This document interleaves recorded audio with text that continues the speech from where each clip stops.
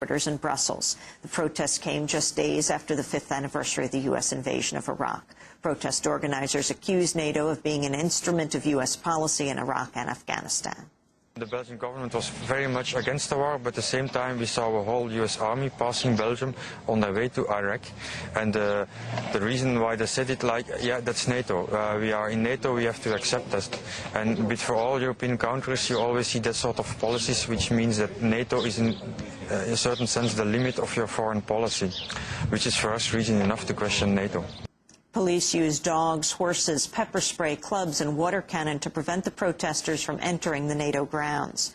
In Chicago, 6 peace activists disrupted Easter Mass Sunday at the Holy Name Cathedral by staging a die-in where they squirted fake blood on themselves to protest the Iraq War. The activists called themselves the Catholic Schoolgirls Against the War. The protest occurred during the 11 o'clock Mass at the Holy Name Cathedral, Chicago's most prominent Catholic parish.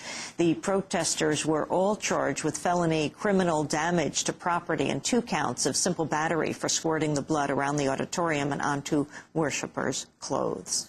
Meanwhile, in Binghamton, New York, a group of student anti-war activists are accusing the local police of using excessive force to break up a protest last week near the State University of New York at Binghamton.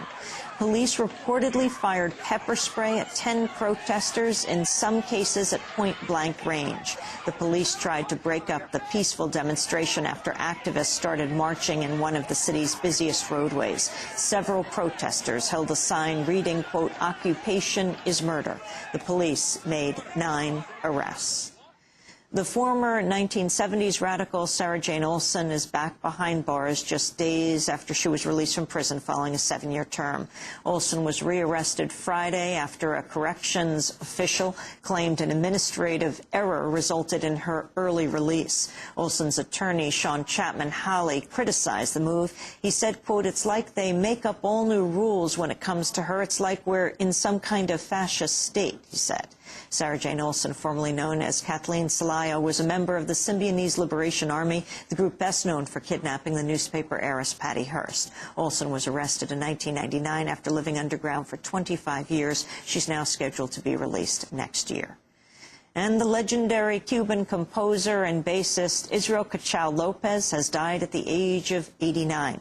He transformed the rhythm of Cuban music in the 30s and is credited with inventing the mambo.